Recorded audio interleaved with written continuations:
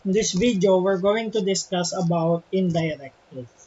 So, yung method ng indirect proof, ang gagawin lang natin dito ay una, inenegate natin yung conclusion or i-assume natin na yung conclusion is false, and then after that, magmamanipulate tayo ng statement hanggang sa makapagpalabas tayo ng contradiction. Either contradiction doon sa hypothesis or contradiction sa basta obvious na correct or true statement or principle. No? So kapag nakapagpalabas tayo ng contradiction, so i-accept natin na yung given statement is false, is true. No? So ang to be specific, ang i-discuss natin dito ay yung proof by contradiction. Okay? Or proof of contradiction. So let's have example. Number 1.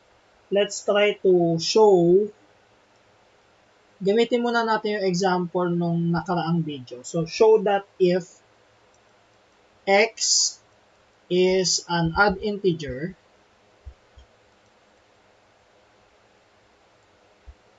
then x minus 3 is even. Okay. So using proof by contradiction, i-assume natin na yung conclusion is false or yung kabaliktaran, yung negation ng conclusion. So let x minus 3 be an odd integer. Okay, and let x minus 3 equals to k plus 1 since odd integer siya for some k element of z. So this will be our equation number 1. Now, let's add 3. Mag-add tayo ng 3 to both sides of equation 1. So this is x minus 3 plus 3 equals 2k plus 1 plus 3. So magiging, makakancel to, x equals 2k plus 4. Okay? And then, i-factor out natin yung 2 dito. So this will become x equals 2 times k plus 2. Okay. Now, since yung k plus 2, yung k natin integer, in-add natin sa 2, so ang lalabas dyan ay integer pa rin by closure property. So let k plus 2 be equal to q for some q element of z. So this will be x equals 2q. So ano ibig sabihin yan? Yung x daw ay even integer. So this is a contradiction because ang sabi sa statement, yung x daw natin ay odd integer. Okay? So, this is a contradiction. So, to be specific, contradiction siya doon sa hypothesis. So, therefore, i-accept natin na yung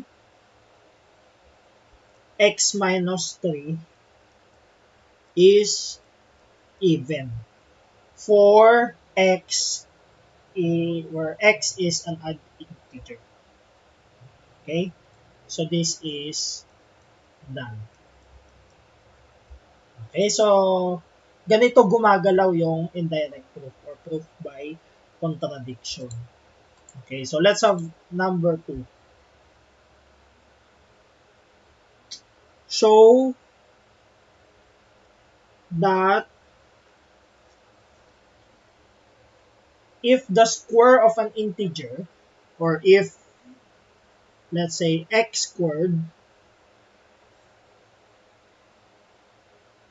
is even, then x is also even. Okay? So we're talking about even integer dito. Okay. So for our proof, let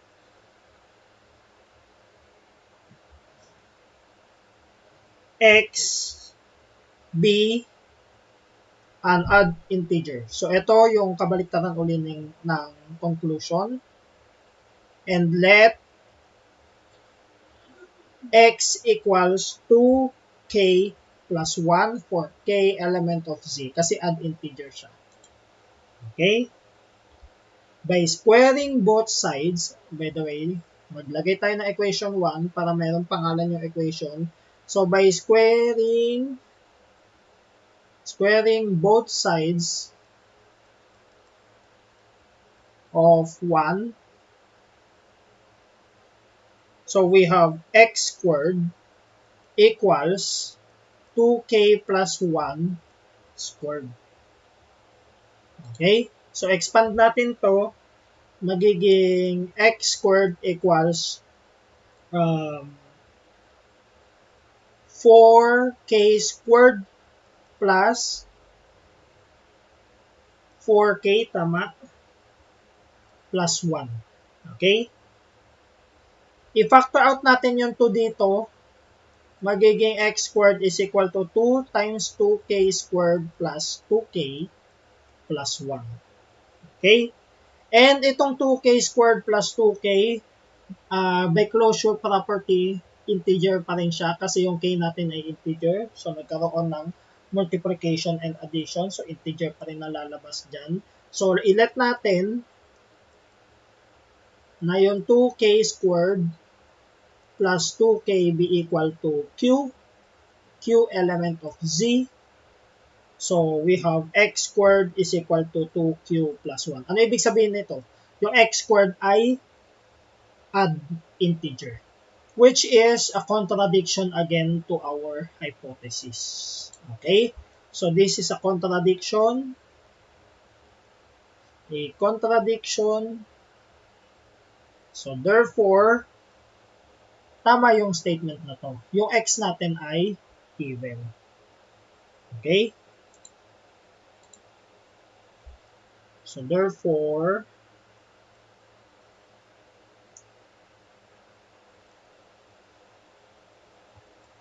so pwede nating sabihin x squared is even implies x is even. So, this is done. Okay? So, let's have another example. Number 3. Show, this is very famous. Show that square root of 2 is an irrational number. Okay, so laging lumalabas ito sa example ng number theory. Okay, so for our proof, let's assume,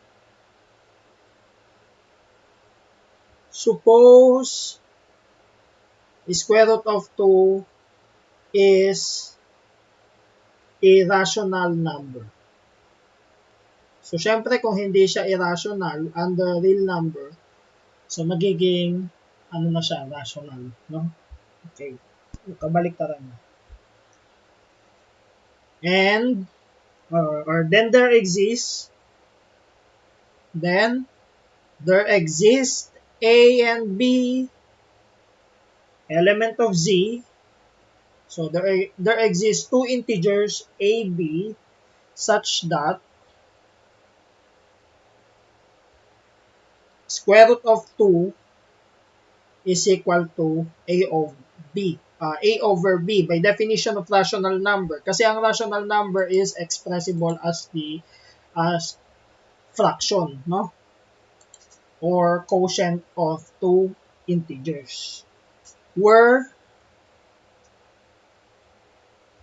the greatest common factor of AB equals 1. So, ibig sabihin, yung A tsaka B natin ay, ano ibig sabihin na ito? Relatively prime. Pag sinabing relatively prime, wala silang common factor. Okay? So, ang tinutukoy nating A, B dito ay naka-lowest term na. Walang common factor yan. Okay? And by the way, this symbol is the symbol for GCD. Okay, or greatest common divisor. So, ang greatest common divisor nila ay 1. Okay, so di-discuss natin to in the future. Okay. Now, squaring both sides. So, let's make it equation 1.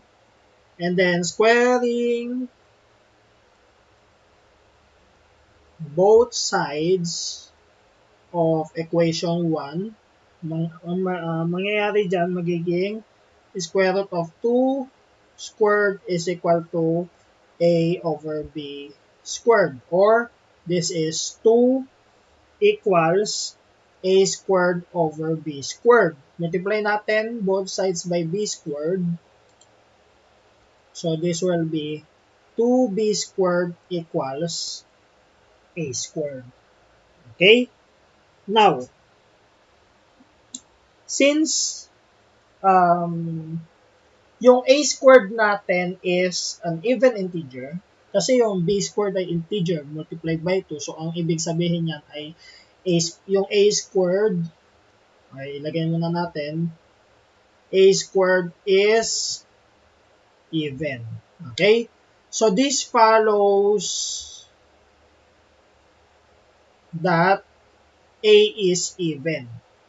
Okay? So, paano natin nasabi? Ito yung pre-prove natin sa taas. Kapag yung square ay even, yung root niya ay even din. Okay? Now, let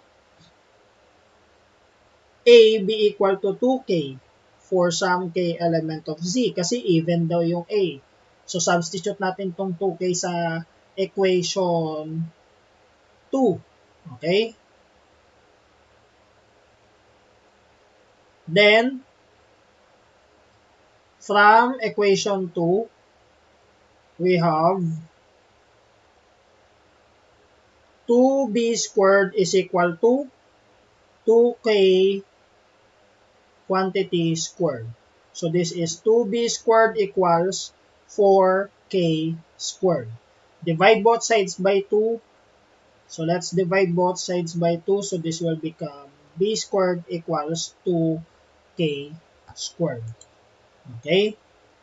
Thus, yung b squared natin is even. Kasi multiple of 2. Okay? This follows from the result of our example number 1 or example number 2 rather. This follows that B is even. Okay? Now, kung yung A tsaka yung B are both even integers, then meron silang common factor na 2. Okay? So, this is a contradiction. A contradiction since, sabi natin kanina, yung AB dapat equal sa 1 or yung greatest common factor ng A tsaka B is equal to 1. Wala dapat silang common factor, no? Na more than 1. Other than 1. Therefore, so this shows that square root of 2 is an irrational number. Nakapagpalabas tayo ng contradiction. Irrational number.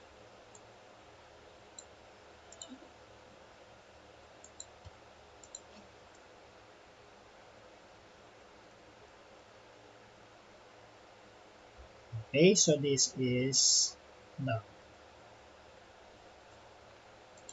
So next, let's have example number 4. Let's try to show that the logarithm of 2 is an irrational number.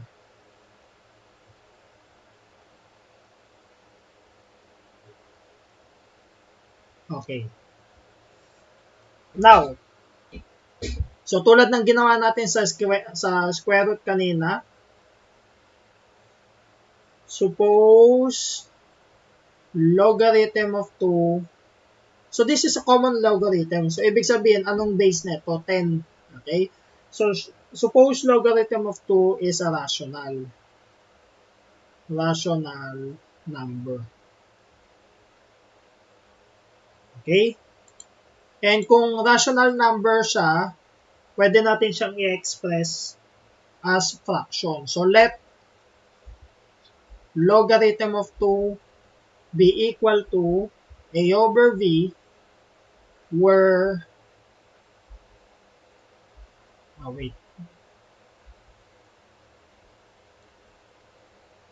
where the greatest common factor of a and b is equal to 1. Meaning, relatively prime sila. Then, teka lang, recall natin ha. So, let's recall.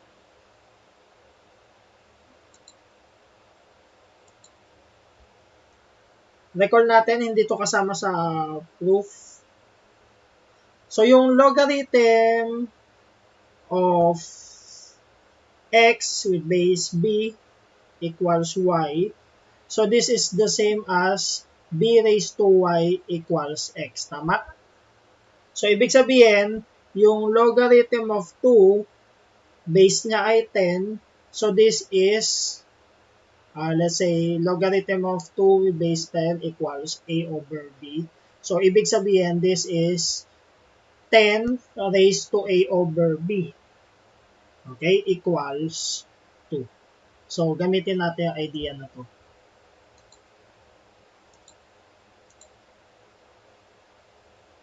Okay. So, papalitan natin to, gagawin natin siyang exponential. So, we have 2 equals 10 raised to a over b. Okay?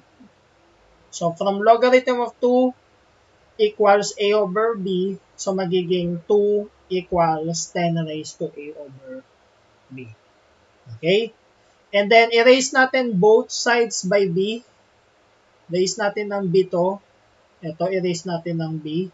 So, this will become 2 raised to b equals 10 raised to a. Okay? And, rewrite lang natin, 2 raised to b is equal to, let's say, 2 times 5 raised to a. So, dito gagamitin natin yung law of exponent. So, this is 2 raised to b equals 2 raised to a times 5 raised to a. So, bakit ko ginawa yan? Para ma-divide ko both sides by 2 raised to a. So, magiging 2 raised to b over 2 raised to a equals 5 raised to a. 5 raised to, tama, 5 raised to a. And then, division naman to, so law of exponent pa rin, so 2 raised to b minus a equals 5 raised to a. Now, imagine this. Possible kaya to? 2 raised to something equals 5 raised to a. So, 5, sa 2 raised to anything, so let's say any integer, ang lalabas dito ay even, tama? Except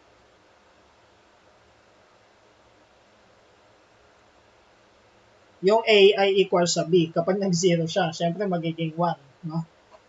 Pero, pag 2 raised to 1, that is 2. 2 raised to 2, 4, no? 8, and so on. So, even ang lumalabas. Now, dito naman, sa 5 raised to integer, this is always, so let's say, let's remove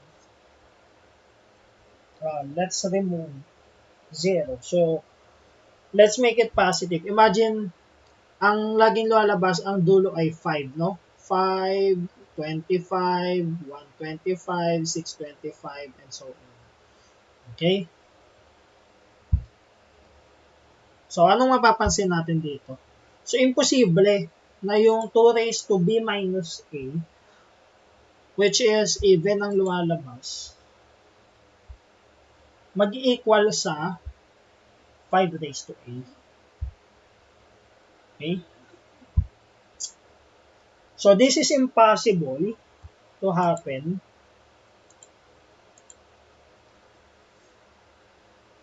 So, this is impossible to happen. And kung imposible siya, it is considered as contradiction, no? It contradicts the fact that they are equal, no? Because this is impossible, no? So, imposible na magkaroon tayo ng ganito equality. Okay? So, therefore,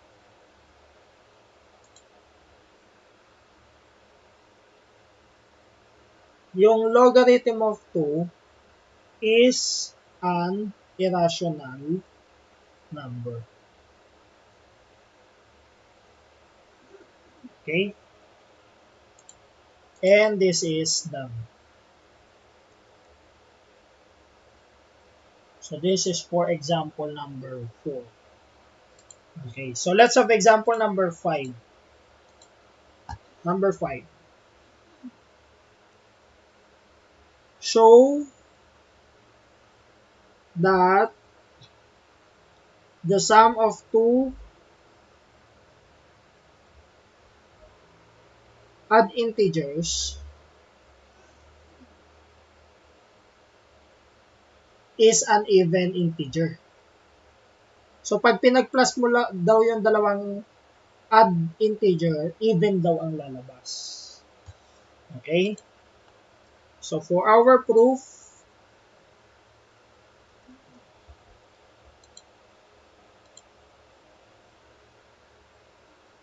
okay?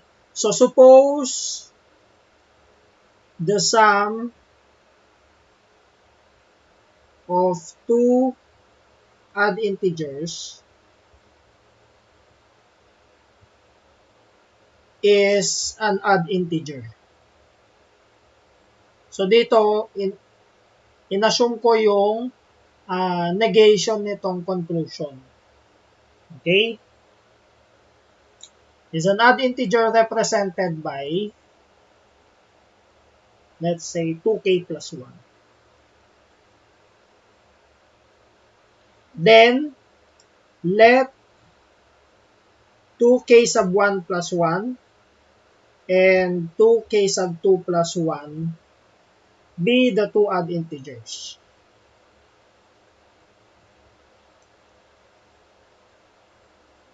Two odd integers. Then, yung sum nila, 2k sub 1 plus 1 plus 2k sub 2 plus 1 equals 2k plus 1 from the given statement. Okay?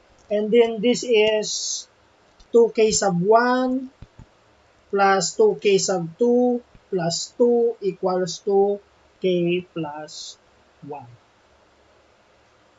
Okay? Wait. So, dito muna tayo sa, sige, let's continue. Factor out natin to. So, this is 2k sub 1 plus k sub 2 plus 1. This is equal to 2k plus 1. Okay? And since k sub 1 plus k sub 2 plus 1 is an integer, since k sub 1 plus k sub 2 plus 1 is an integer, let Q be equal to k sub 1 plus k sub 2 plus 1 for some Q element of Z. Okay, so this will be 2Q equals 2K plus 1. Etong 2Q even, etong 2K plus 1 is odd, no? So this is a contradiction. Okay? This is a contradiction.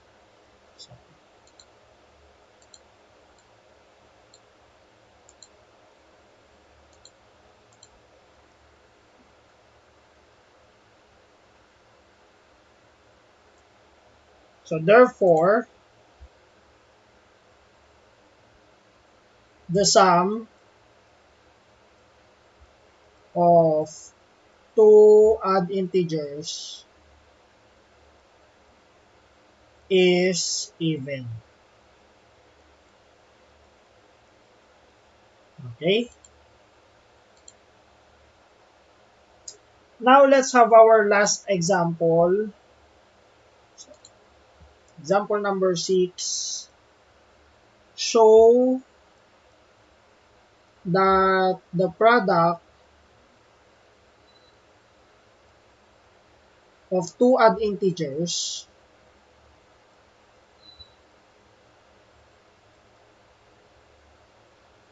is an odd integer.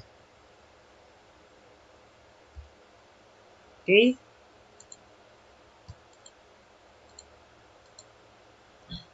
So for our proof,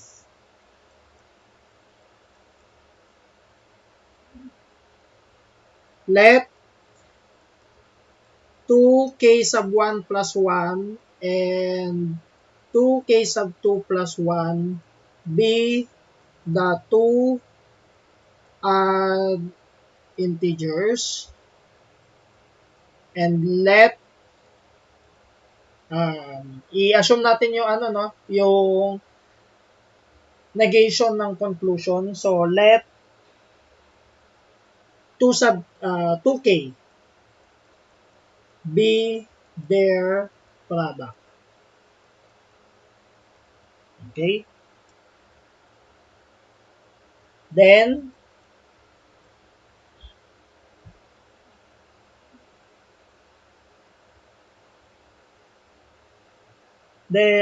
2k sub 1 plus 1 times 2k sub 2 plus 1 equals 2k.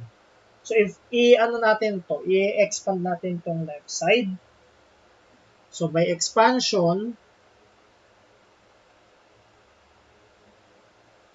2k sub 1 plus 1, 2k sub 2 plus 1 equals, we have 4k1, k2, minultiply natin to, yung first term nila, plus 2k sub 1 plus 2k sub 2 plus 1. So in-expand ko lang to.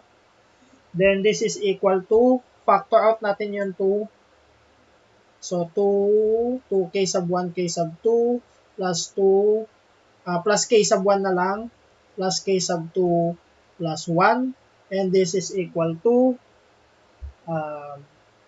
so ilat natin,